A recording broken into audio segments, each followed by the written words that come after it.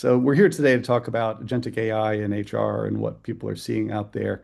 I'm thrilled to have Brandon Sammut, who's the Chief People and AI Transformation Officer at Zapier, with me today. He has been around the block a few times on this particular topic and has been living it in a very real way. So we're going to go ahead and just dive straight on into it and get Naomi into the conversation as soon as we can. Brandon, the right starting place on this probably is just like there's a lot of discussion and debate about agentic AI and what it really even means in the first place. You and I have talked about this in the past, but like, how do you even define what agentic AI means and what is an agent? Yeah, it's a good place to start, given that it's in the name of the event Right. today. Yeah, I think there's a lot of confusion around this. So the way that we think about an agent is a use of AI whereby you provide a goal or an outcome that you're trying to achieve, and AI will not only help get the outcome, but it will use its own reasoning to decide a good way to get there. So you could say something like, I would like to create a people analytics dashboard that helps us understand, a couple things related to workforce planning, like a couple kind of core indicators. And if you're working with AI in a truly agentic way, it may ask you a few questions to make sure it knows, generally speaking, exactly what you're asking for. But then, based on the context and tools that it has available to it, it will create a plan to achieve the outcome. And that's different than building a kind of a more like automated way of accomplishing a task where like you're determining not just the goal, but also the path to the goal. Agentic AI is really all about applying tools and context towards a specific outcome, and it will actually create the plan itself, not just do exactly what you told it to do. Now, by the way, if you can tell, that has pros and cons. And so I think right now the other interesting thing in the conversation is that agentic AI is kind of being lofted up as like the ideal way to use AI. But I think a reframe that I would encourage us to use is that agentic AI is a useful tool in the toolkit alongside to deterministic automations that work exactly the way you expect them to every time, as well as automations that include AI steps or AI components. So very powerful tool in the toolkit, one of many. Yeah, absolutely. I mean, back when I was at Google, we were working in AI systems, machine learn language systems, natural language processing in 2016, 2017, things that are much more deterministic in nature. And there are a lot of applications where that's actually the much better solution because you don't want as much creativity in something that you want to be repetitive versus the ability to say, I need something to help me craft an approach here, something that's going to make my life a lot easier. Um, Mhm. you want to do a demo? While we're here and doing Yeah, that. well, I can share an example of an One of the things I agent. know about Brandon is he's built some really cool stuff himself, as well as being willing to actually almost build on the fly. So Let's go that's for great. it. Excellent, excellent. Yeah, I do have a couple things we should look at together. Wonderful. All right, looks like I've got the sharing access. All right. All right, everyone. So why don't we take a look? So what are we looking at exactly? So what we're looking at here is an example of an agent harness. What is a harness? A harness is basically a sandbox where you can um, connect context, like things about your organizational goals, your organizational structure, whatever the relevant context is. You can also connect tools that could be connectors to the common places where work happens in your organization, whether it's Slack, Microsoft Teams, Gmail. You can also connect data sources. And you can use all of that to get stuff done with an agent. And so this particular harness is called Cursor. If you work in a company that has an engineering team, your engineering team uses Cursor or something like it. Claude Code would be another example of a harness. And so if I poke over here, I just kind of unfolded something on the left-hand side of the screen. This will give you an example of some of the context that's loaded into my harness. And so you can see here, for example, we have a lot of the company's core knowledge in a folder. This is shared, by the way. So this is another big theme that I think a lot of our organizations are working through right now is this kind of opportunity to shift from kind of just like individual AI use, where like I've got my setup, and then Brian, you've got your setup, and neither of the two shall cross, Yeah. to what at Zapier we call institutional AI. This is a world where 90% of the context we're using to build with AI is shared across the company. And in doing so, what one person learns how to do well, their peer can almost immediately also start to do it very effectively as well. And so that's what we mean by institutional AI. So on the left-hand side here, you can see some examples of context. And this is loaded. This is like quick access. Anytime I'm asking, my agent to help me with something, it's very easy for it to reference all of this information quickly as one way of finding the right plan to get the job done. Now, I'll put that away for a second. So one thing I'd like to show you that's relatable for all of our HR leaders is when it comes to org change, there are some pretty tried and true playbooks for how to do that well. That could be succession planning. That could be a leader's about to go on leave. That could be we want to split up a team or reallocate some talent to different organizations. There are great ways of doing this. We do not need to reinvent the wheel. And yet, if we think about like the last 12 months of org change at our companies, I bet there are plenty of examples, and there are examples at Zapier too, where like we could have done it better than we did. We didn't pull out the playbook. We forgot what we knew. Exactly. I mean, that's exactly right. And in fact, speaking of playbooks, and before you know it, let me go ahead and pull one other thing up here. I'll show you where we started with this, because this is a problem. And by the way, any of the demos that we're going to talk about today, we're going to talk about the problem first. We're going to talk about, I wanted to share the setup. Yeah, I wanted to share the harness. To solve in the first place. Yeah, that's exactly right, Brian. It's like, AI is a tool. It's not like the thing, right? The head is like something we're trying to be great at. The tail are all the ways we try to get there, and AI is part of the tail. So I'm going to flip screens for a minute and show you kind of how this used to work at Zapier. Okay. So welcome to a page on Zapier's knowledge base. So, to the team's credit, and this was long before I arrived at Zapier, Zapier had a great culture of writing things down and making it easy for people to find what they needed to do their jobs. And here's a great example. So, it's not just the people team or people business partners that had all of this great run book material on how to lead change and the frameworks and what have you. This was available. This is available to everyone in the company. And yet there would still be plenty of examples of change not aligning to this like really thoughtful guidance on how to do all of this work. It's just remarkable. And so what did we do? Well, the institutional AI way of thinking about this is, effectively, we want to take all of this documentation and convert it into something that a manager could interact with. They just describe the type of change that they want to plan for. And we'll actually ask them some questions to sharpen the purpose of the change and what have you. And then it will help the leader draft the change timeline, all of the comms personalized by stakeholder, and so on. And so I'll demo in a minute, but basically the big idea here isn't just an agent. The big idea here is a clear problem to solve, something we want to be truly great at as an organization because we know it's valuable. And two, we change the interaction pattern between the humans involved. So in the old way, a leader anticipating change would talk with their people business partner. And that whole first meeting, maybe two meetings, would be, here's what's going on. They're just trying to get on the same page about what's happening, right?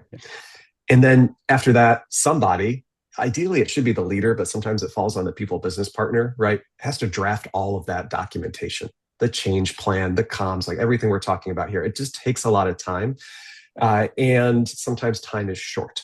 And so sometimes things get short-circuited, and before you know it, like otherwise incredibly thoughtful, human-centered people are leading change in a way that falls short of what we know we can do when we're at our best. So that's what we were solving for. Today, here's how it works.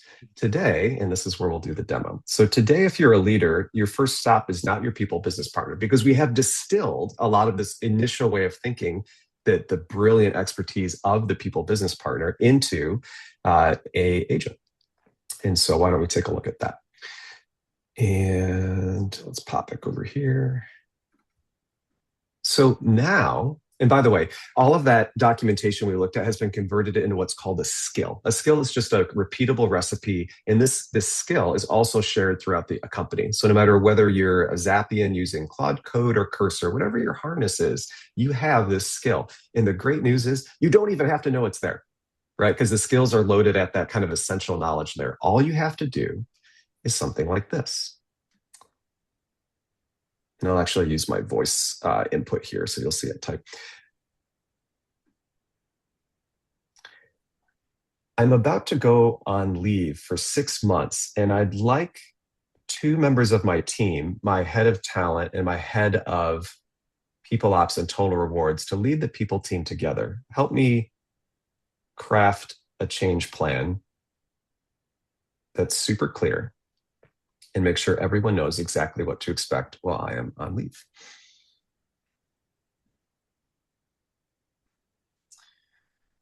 Okay. Live fire exercise. Now we see what happens. Yeah. Okay. So we'll come back to this because it's all happening really fast, but notice a couple things. We'll come back to that in a minute. You may have seen, if you were reading really quickly, it knows my job. Mm-hmm. I did not tell it my job. It knows my job. Right? How? Well, because of that, what we looked at on the left-hand side of the harness earlier, right? All of this shared company context. You also will have saw it checked all the skills available to it, which are also shared at the company level. And it found the skill on the left-hand side of the screen. It found this leading change skill. I didn't even have to know it was there. I didn't have to invoke it. I just had to describe what I am trying to do. You also notice it knows the 2 people I referenced. I did this on purpose. I did not say the name of my head of talent, but there she is, Tracy. I didn't say the name of my head of people ops and total rewards, but there he is, Chris Patrick. It's starting to get a handle on what we are trying to do here. It's like, okay, here's my understanding of the why. You're thinking about a co-lead model, which is saying like, well, co-anythings, right? Leading a team like that can be tricky. We're going to have to make this really clear, like who's doing what, decision rights, how's that going to work, and so on, and so on, and so on. It's also describing the comms pack that it recommends. It's breaking it down by stakeholders. It's anticipating FAQ and starting to think about questions that people might have. It's acknowledging the reality that we're going to have to say this like 7 to 10 times, right? For people to really feel clear. And the list goes on and on.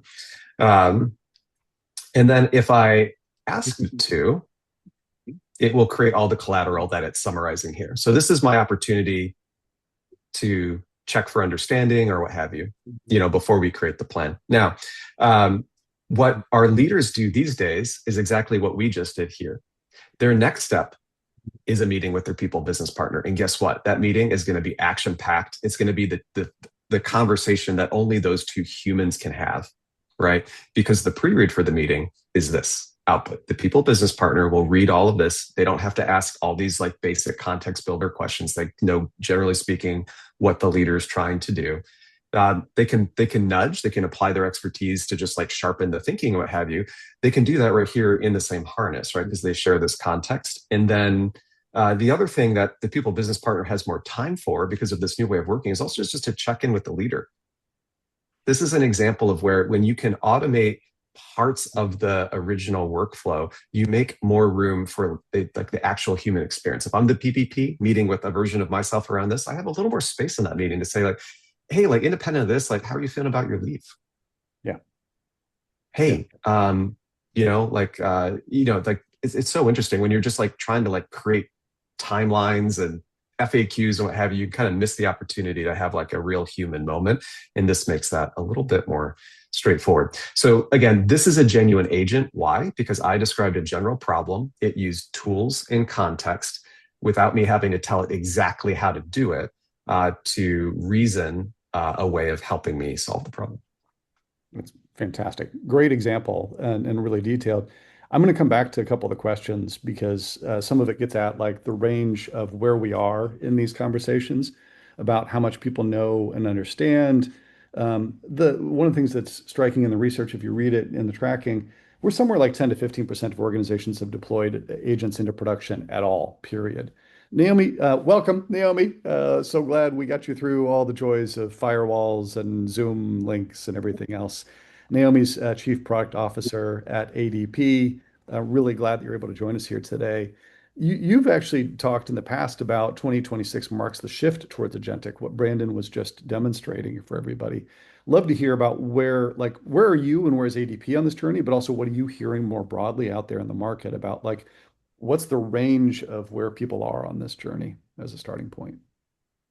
Yeah, no, thanks. And thanks for having me. I loved coming in and seeing Brandon. He's in there going and he's got the system trained. It knows Zapier. It's got all that information. But I'd say, Brandon, I think you're on maybe the bleeding edge of this. And when we spend a lot of time talking with our clients, we get the range, the range of like the Brandons of the world where they've really jumped in, and embraced it, and they're whether it's GPT or it's Claude or whatever, that they're in the technology and they're using it, to the folks that are still going, oh my gosh, I'm being told I have to use AI and I have to think strategically. And what is AI? And really questioning, am I being left behind? So we get the gamut of all of that. And I think, our approach to technology and leveraging agents and where they are is to really try to meet our clients where they are.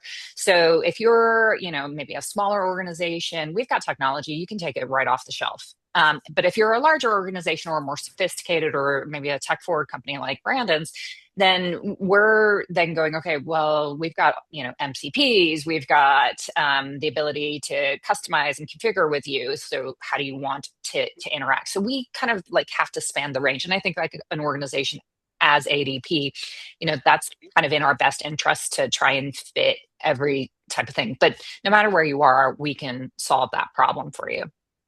It's a great starting point. One of the things that's come up really consistently, and Brandon, I wanted to unpack about 15 things that you demonstrated, but I think this is one that you can both lean in on. I hear knowledge management as a big impediment and a big challenge all the time. And it's one of the things that sort of popped up in a couple of the questions in the comments too, because Brandon, your starting point for this was that Zapier already had a well-documented change management process, right? Like there was a the sort of here's the one way in which we do this. That's the sort of blessed canonical example of doing it. Therefore, you could take that and turn it into a skill that could be used within a tool. I think a lot of people are struggling with the terminology. What's a skill? You talked about the harness on the side of this. But the other one is just like, where do you start in terms of the joys and challenges of documenting how we do things here?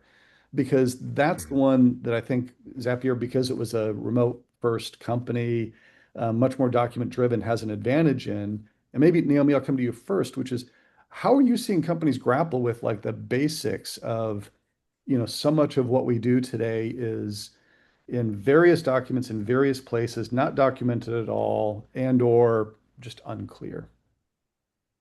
Yeah, no, and I think it's good that you gave the context between Zapier and some of the other organizations that we see. I think, when you're starting your AI journey, there's, not only is your process documented, is it the most recent process? Are you curating it? Are you maintaining it? Because, if I wrote a document or a process, 5 years ago, guess what? As I learned and worked in that process, things changed, and I probably just stored them in my brain and I didn't put them back into my documents. So, what we see is a lot of people have some sort of documentation, but it's probably not maintained. So, good opportunity for everybody to go and take a look at that. The second part is data. We take a good look at our clients' data, and you want to ensure that, the fields, what you intended for that data is actually accurate. It is giving you currently, if you just looked at a table, it gives you the information that you need. Because if you have, you know, data that or documents that haven't been maintained, data that also hasn't been maintained, you're going to get kind of the garbage in, garbage out type of response from this technology. So I'd say start those two places first. And that's what we see is, people just going, okay, where do I start? And those would be my two recommendations. Look at your data, look at your processes, and go from there. Brandon, thoughts on that front? Because I know even though you guys started with a more documented position, I'm sure that there are places where it's been a stumble and a set of challenges. Oh yeah, I mean everything Naomi said is very relatable, and with all the like AI related language that we're all trying to keep up with, it can feel like that's like the big place we ought to spend our attention. But 90% of this is everything that we just heard from Naomi. It's like, how clear are we? Like, what do we need to be great at as an organization? And how clear are we about what great looks like? Yeah. 90% of it. Now there's a lot of like org talent skilling. There's a lot of, it's all, but it's kind of all the same vein, right? But it starts where Naomi was pointing us, which is, yeah, like what are we here to do? Yeah. Yeah. What does great look like? And even the documentation piece is getting easier and easier, but the clarity part sometimes is hard. Getting folks on the same page about what great looks like. Once you have that, you can sit down with the model of your choice, and you can turn on voice mode, and you can have a conversation and say, hey, I'd like you to help me write documentation for what great looks like for onboarding someone into my team, or processing a job change, whatever the case may be. And just ask me all the questions you can think to ask. Yeah. And I'll just tell you how it works. I know it's not written down, or it's written down, but it's out of date, right? Yeah. Fine. We're going to create the new SOP right now. And 15 minutes later, you've got it. Yeah. And starting off in areas where it's something that people do on a regular basis, like picking your high head repetitive actions is often a good place too. I've talked with a few HR leaders that have said, look, this isn't as much about HR, the function itself, as it is about things like the hiring process as a starting point, because we want everybody who's involved in the interviewing and hiring process to be on the same page. Performance management, performance evaluations. How do we think about starting there? Because that touches our entire swath of managers.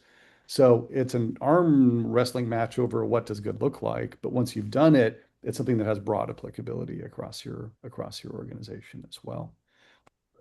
From a broader perspective, like what you're seeing across HR as well, there's a Gartner bit that claimed that 50% of all current HR activities are going to be automated with AI by the year 2033 or something like that. I would love both of your take on what are you seeing in terms of what's actually working and what's not, because HR does tend to be a more siloed. People say this all the time. HR is more siloed into sub-functions. A lot of other functions are too. I mean, finance is not one big behemoth. There are people that are accounts payable specialists, accounts receivable, et cetera, et cetera. But how are you seeing the evolution of HR itself? Naomi, I'll come to you first. Yeah, I mean, I'd agree with the point that HR traditionally has been very isolated into different, specialties, whether it's payroll, whether it's compensation, whether it's talent, generalists. But if you think about an employee, they don't experience HR that way. They, are driving by somebody's office, like, I've got a question about my PTO, or, I'm going to take leave, help me out. They could care less, which your specialty is. And I think, as we start to see it, and as we look to your point to leverage AI to, take some of that friction or the repeatable things, like those questions are all basic questions that, we can probably answer in our sleep. I think that roles are going to start to evolve. But, the specialty of a payroll administrator, the specialty of somebody who's in L&D or comp, like there's such specific things that they have to know to be a specialist in that area. It's like laws, regulation, compliance, just all those things. And I think, while things will start to kind of maybe we might see more role convergence within the HR department. I do think that the need for tools that support, where you should use AI, and where you want, the human to really be involved. I mean, when you're talking about a hiring decision, a pay decision, I don't want to leave that to AI. I want Brandon or, somebody else to be having that conversation and doing that human realization of that conversation. I think that's a great point. And Brandon, like even within the demo that you gave, that was the change management for you going out on leave, you pointed out the fact that that would give the HRBP an opportunity to get out of the crafting of the initial draft and into a conversation with you about, let's talk about Tracy and Chris, and with you on leave, what do they need, what coaching will they need, and have a deeper conversation. You're also leading transformation more broadly across Zapier as well. How are you seeing people have the conversation about getting out of that day to day and what it means in terms of that functional transformation? Oh, sure. Yeah, I saw a couple folks in the chat speak to this, and it's very relatable. It's been a challenge for us too. And I think this Zapier team is doing it about as thoughtfully as I am seeing it among like the broader community. It's still really hard. And the reason why makes a lot of sense. We all are running a business. And we're not only that, I don't know about you all, but like we're running a business during a time of massive macro change.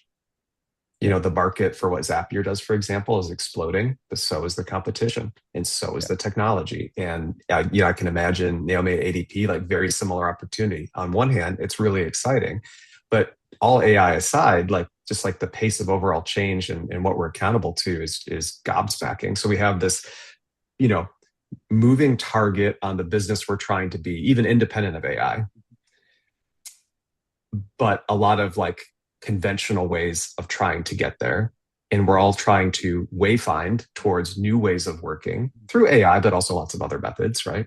To realize the opportunity. And so it's a crossing the chasm kind of sensation. You can kind of we can start to see right on the other side, like some very specific examples of what the new ways of working could look like, which is great because the art of the possible is so important for leading change because otherwise like it's really painful to like let go of today if we don't really have a vision for what tomorrow is and like why should I care? Not just why is it good for the customer?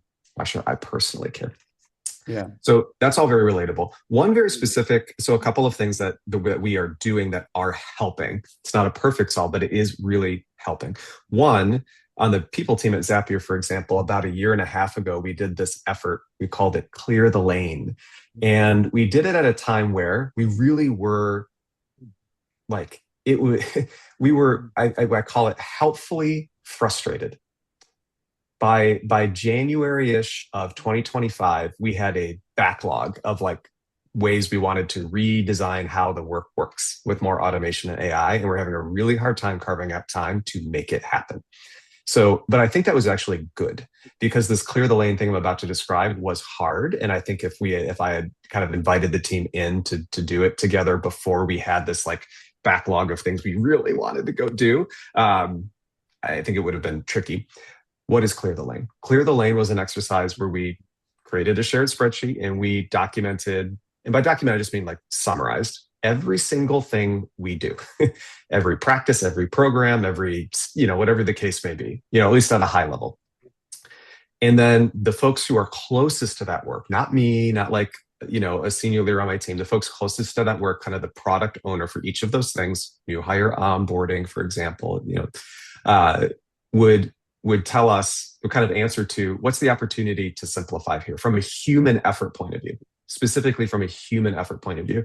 Are a couple things we can do to like pretty quickly automate some of the work, get some human time back. I don't know about you all, but I bet there are things on all of our teams. I bet there are still things on the Zapier people team today where we should just retire it. Yeah. We should just retire it. And that was the point of the exercise. It was really an acknowledgement that we can kind of start to see opportunities on the other side of the chasm. We're having a really hard time building the bridge to the other side. We know we need human time to do that because not all of these experiments are going to succeed anyway, right? And this was our kind of team, one all in together team-wide way of carving out the time. And that took 6 months to quote unquote clear the lane. And that had a big benefit. The other quick thing that's had a benefit is actually converting the jobs of a couple people on the team to build the new ways of working full time. Like nothing makes a definitive, reinvestment and kind of is like to actually just literally say everything you do from today forward is on the new way and you're no longer accountable for any of the conventional stuff. I love that. I mean, if you're a charter subscriber, you may have read the case study I did on Brandon and the team on the customer service side at Zapier and how they did their transformation, where some people stayed in customer service, some people actually ended up having jobs managing the tools that did customer service. Some people moved into consultative sales positions as the job and the nature of it shifted and as the tools came into place.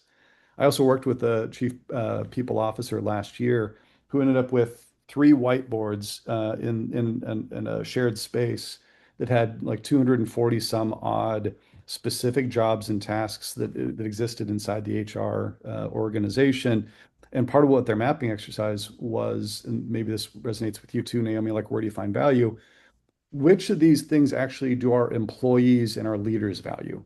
Where are we driving value to customers versus where do we have programs that are either, Brandon, to your point, too small that we shouldn't continue doing on, or things that bluntly can be automated because it's necessary, but it's not as valued. So Naomi, I'm wondering, like, how do you think about, as you coach and counsel people, where do you start? Where do you find the places to sort of dive in and apply agents versus uh, doing it all, trying to go all at once?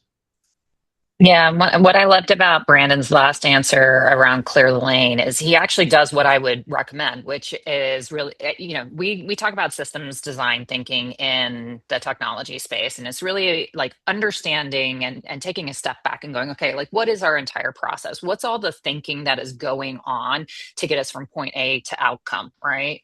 And that sounds pretty much what Brandon just described with the clear the lane exercise. But the other part that I liked about what Brandon answered is that he's not just setting it and forgetting it as they basically install the process, wherever they're going to use an agent and use that skill.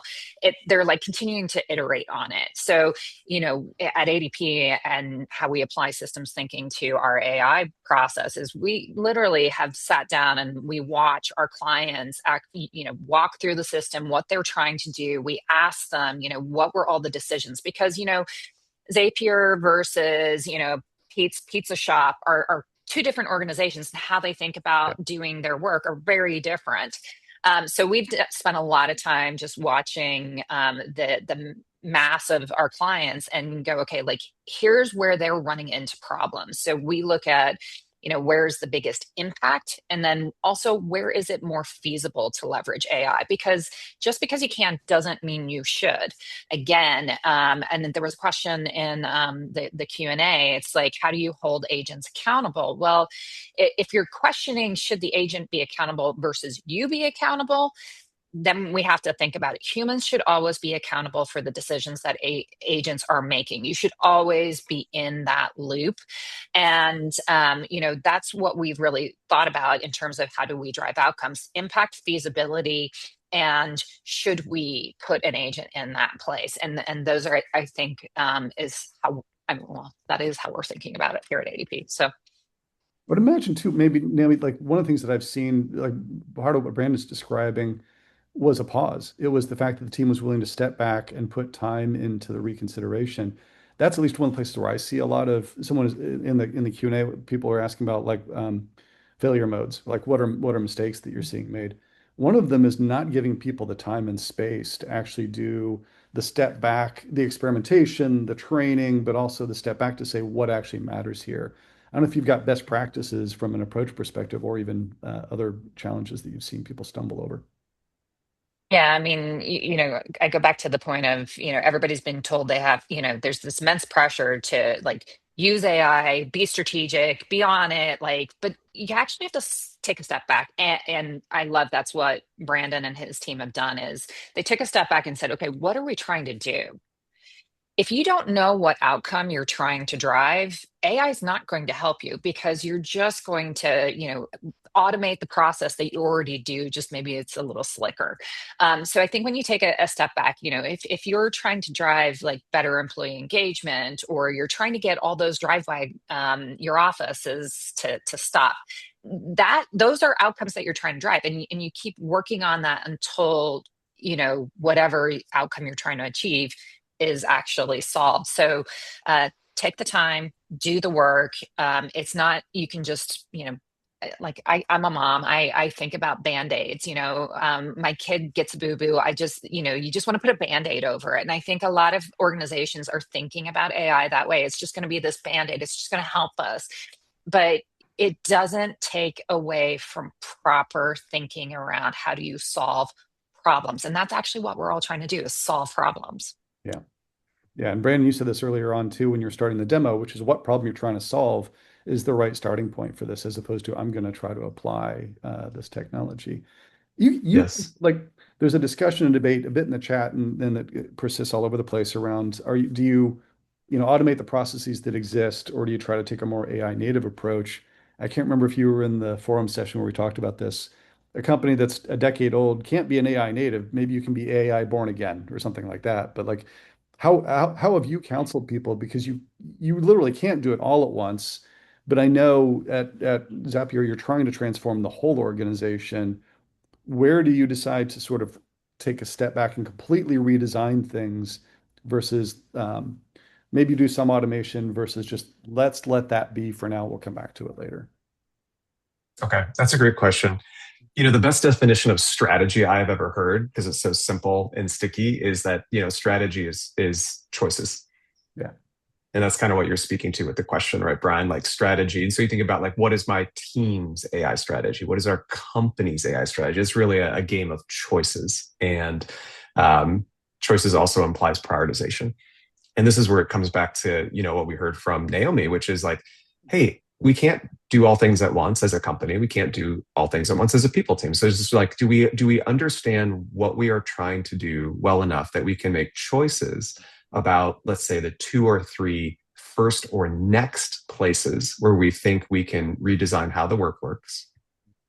And it won't just be with AI, most likely. I've never seen like a really impactful reworking of any part of the business with AI that is just about AI. Also, to Naomi's point, it inevitably has implications on like the overall workflow across humans and technology, and who's doing what across all of that, and role redesign, sometimes incentives redesign as well. And honestly, that's like part of the fun. But the focus is really important. And usually for a lot of our teams, if we really have a deep understanding of like what's the business trying to do, or what is the people team most accountable to for our company in this moment, there are usually 2 or 3 things that account for 80% of the incremental impact, right, that we want to achieve. And if you start there, and then to your second question, it's like, okay, then let's say you've circled those 2 or 3 things, and maybe it's to like you're doing a lot of hiring, and you have a lot of many more applications per job than you used to because everyone's applying using AI, and then applicant fraud is up, and you're actually trying to like grow the talent density of your organization, so you need to be pickier somehow despite the increased volume. So like massive problem, right? Maybe that's one of the 3 things. Well, then your second question becomes relevant, which is how do you know whether to like blow the whole thing up and rebuild it from scratch or tune it? And there, I think there's no extra credit for blowing something up entirely just to say like, we clean slated the process, we reinvented the whole thing. Here too, I think it's really helpful to take an outcomes oriented approach. If we really understand where we're trying to go, and we really understand the work, and that's where human expertise is so important in this moment, right? Like the craft of our HR teams is actually more important right now, not less important, because it's that expertise that you need to help make these types of choices. There's no extra credit for taking 18 months to completely redesign one of the muscles within our HR organizations, if to achieve the same outcome, we could have done some very targeted redevelopment of certain parts of that work in 6 weeks, right? It's like, right tool for the right job, but it really starts with having a deep understanding of what we're trying to do. What you're trying to get accomplished. Naomi, you build products for HR teams, but you also are a chief product officer, which means you lead a group of people. How have you taken your own team through this process as an example of like thinking through the transformation that they've got to go through?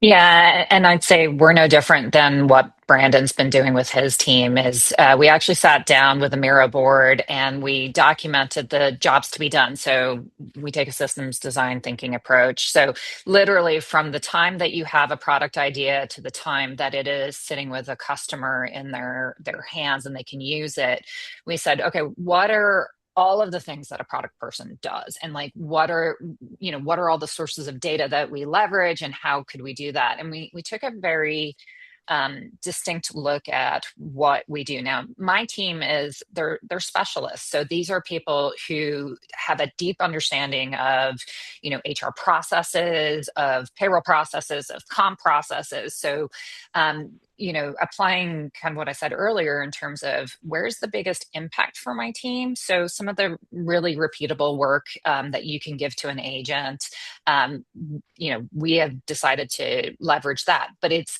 the first draft, and that's how we're using it. Like they can draft a feature, it can decompose that feature into stories. But we always need that person with that subject matter expertise to then be reviewing it, because, in our business, you can't get something wrong. Right. I mean, I don't, with all the HR folks on this call, when something goes wrong with your software, who gets called? You guys get called. And for us, that's the worst thing in the world. So where we're making tough decisions about how logic works or how it's going to achieve the outcome, we want somebody sitting there and reviewing it. So, that's how we've done it. And ultimately that speeds the technology process of what we're getting out. But one of the things that I like to talk about is, if HR is getting faster, the software is getting faster, all functions kind of, it's like an all boats need to rise at the same time type of analogy. Because as different parts, organizations are ecosystems, they all work and feed off of each other. As different parts of your organization get faster and others start to slow, it's kind of like one of those things where you're going like, okay, like how do we all help each other rise? But that's how we're handling it in our organization and our teams.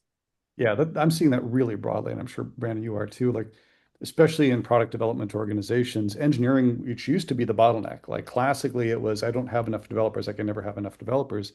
The Mhm. the basics of development got a lot faster. And somebody the other night used the analogy with me of we just dropped a Ferrari into the jungle because the rest of the organization isn't prepared to handle the fact that all of a sudden we had this acceleration in one part when the rest of it downstream is more challenged.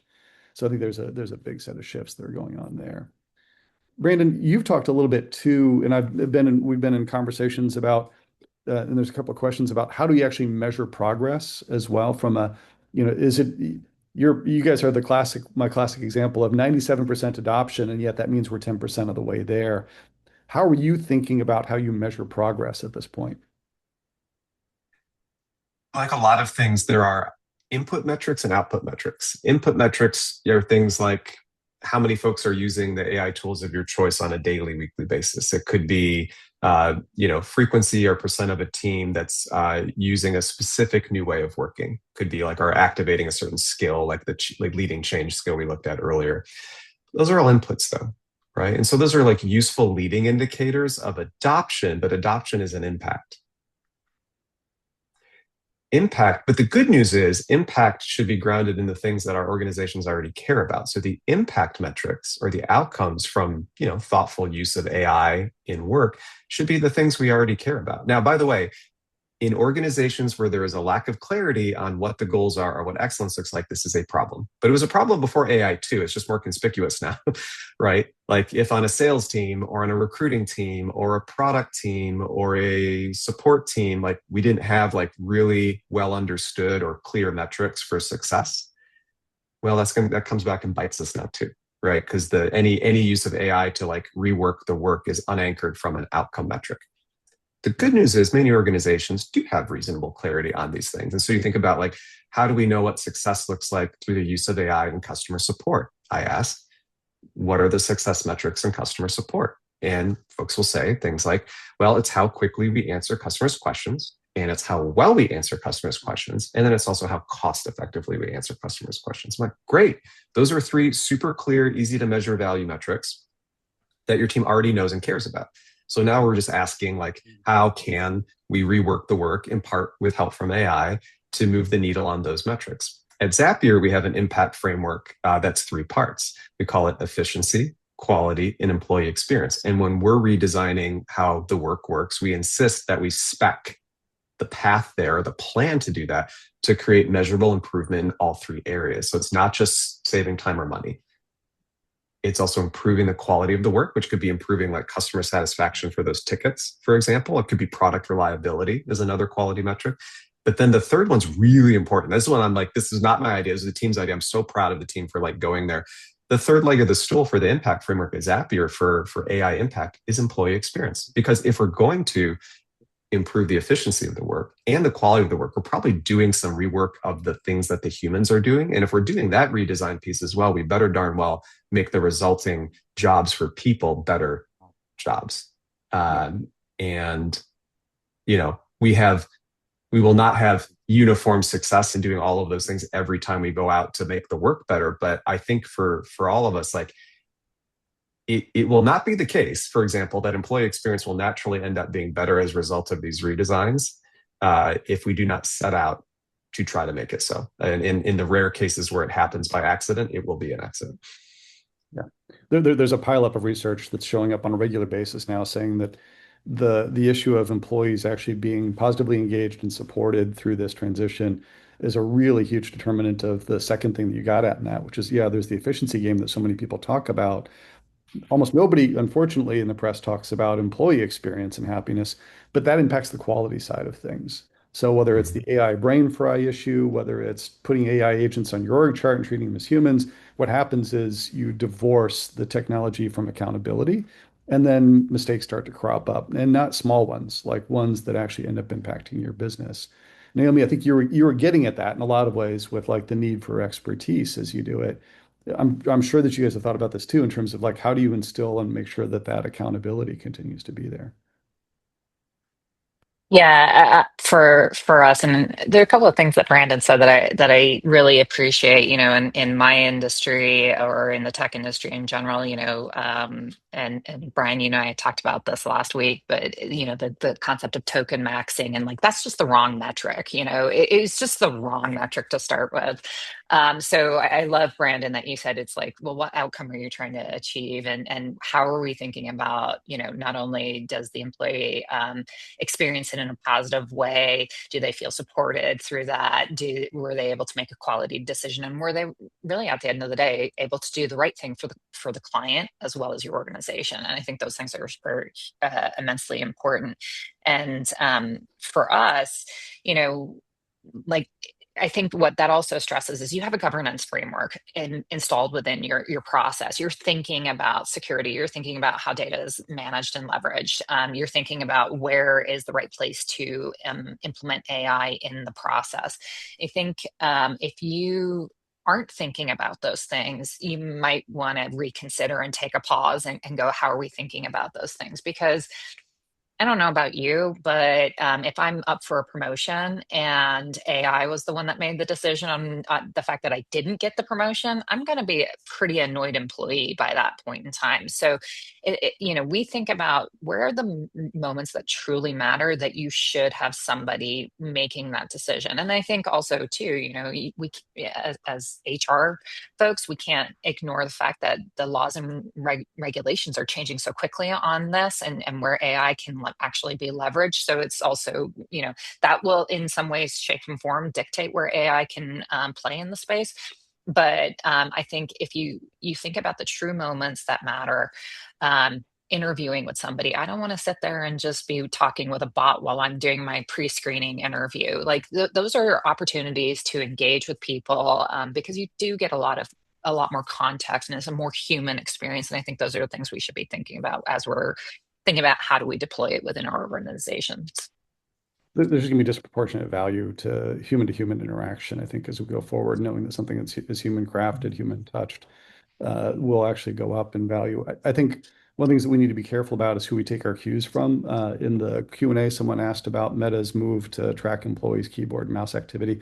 Look, that and token maxing both are coming out of people that are out to sell you the tools in the first place and who are in a race condition that they believe they're in, at least around creating AGI and a winner-take-all type of thing.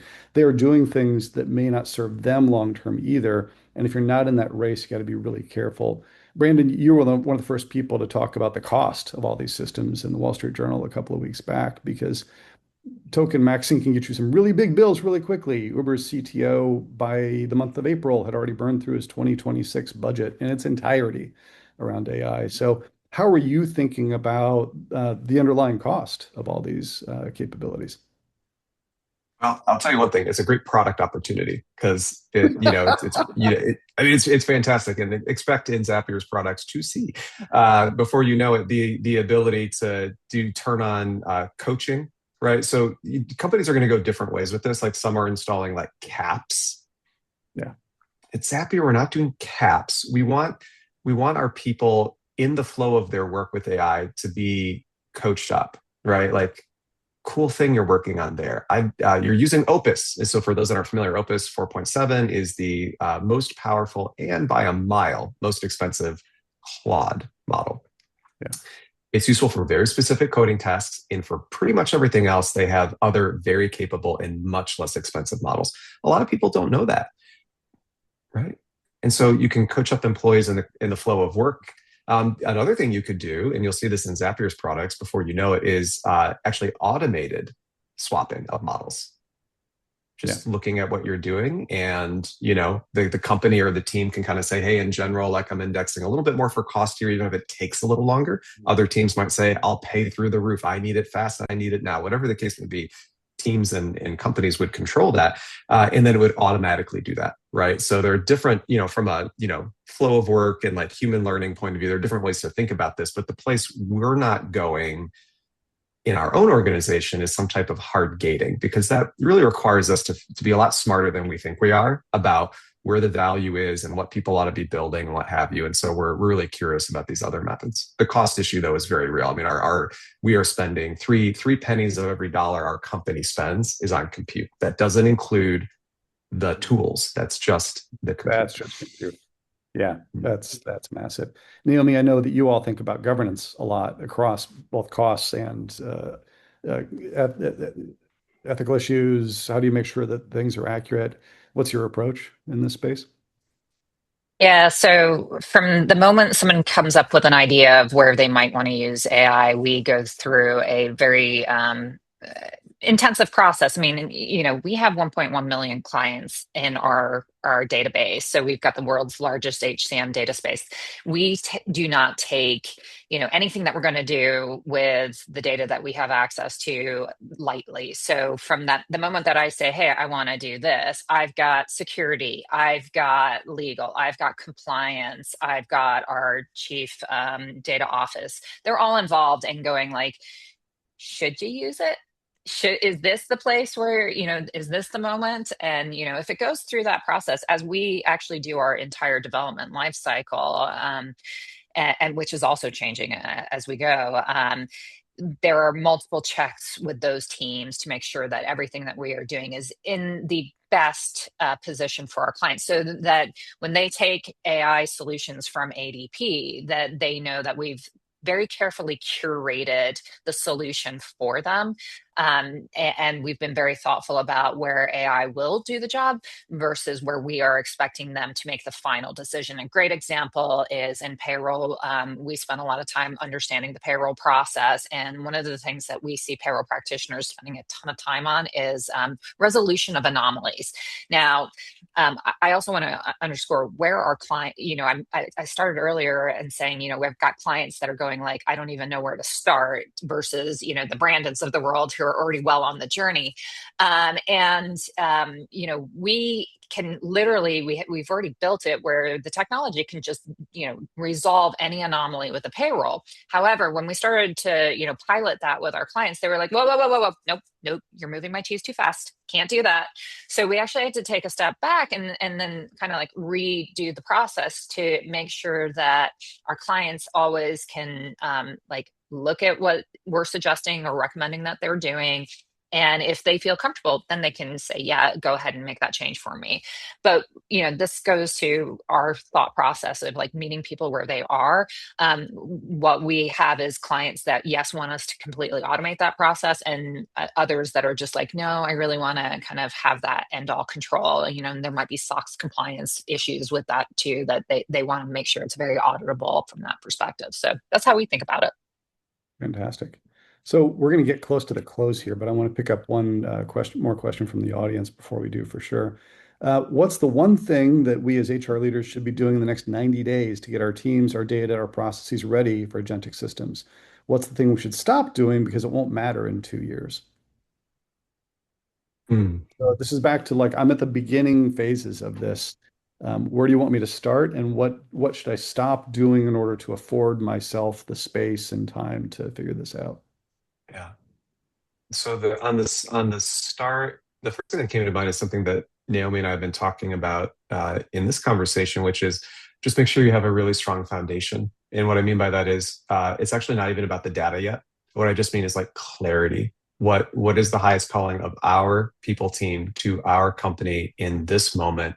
What are the two or three things among the hundreds of things that our teams do today that are going to make the biggest difference in getting from where we are to the team that we need to be? And then everything else, like, the data layer, then that's really helpful. What parts of the data layer should we focus on hardening? What types of document? It really helps, because otherwise, like, it's hard to get started. We're not ready because our data isn't in order. It's like, yes, well, 5 years from now, that still will be the case. It still will not be totally in order. And so by getting really clear at the like kind of purpose, goals, work to be transformed level, it really also sharpens all of these otherwise like very gnarly pieces of the puzzle that we've talked about today. What do you think, Naomi? Yeah, no, I agree with everything you just said there, Brandon. I think, if I was to, I get off this webinar, Monday morning rolls around and I'm going to start my AI journey. It's like, take the things that cause your employees the most friction, or whether it's the employees in your organization or your managers, and take a look at that entire process and think about the end-to-end outcome that you're trying to drive, like not just the tasks, but like what's the outcome. If I want people to have a wonderful leave of absence experience, maybe that's the best goal for your organization to focus on. But like, you guys know where the problems are. It's just a matter of taking a beat and like really thinking through how could you make that process even better. And when we talk about the future of work and redesigning the future, it doesn't have to be big and grandiose. Brandon said you don't have to just rip and replace. It is about taking little moments within those processes and then watching how work evolves around how you made changes with using AI as the tool. But don't start with AI as the tool and then try to apply it to your processes. Yeah. It's back to that areas of focus that are going to matter that you're describing, the problem that you're trying to solve. At one of Charter's events back in February, we had HBS professor Yavor Bojanov, who said, look, you can't feed a squirrel enough to turn it into an elephant. Focus on big problems, things that actually matter to your employees when you're doing this. Brandon, as you know, I love the triple measurement of efficiency, quality, and employee experience coming through this. And Naomi, you win for sure. This shouldn't be a can we, this should be a should we when it comes to applying AI. Both of you have also landed really clearly on humans need to have accountability at the end of the day. And the sort of human-centered leadership that's required to drive this transformation is massive. So thank you both for being here. Thank you, everybody in the audience, for amazingly great questions and conversations. And please do follow us up on LinkedIn and follow us on Charter as well. Thanks, everybody.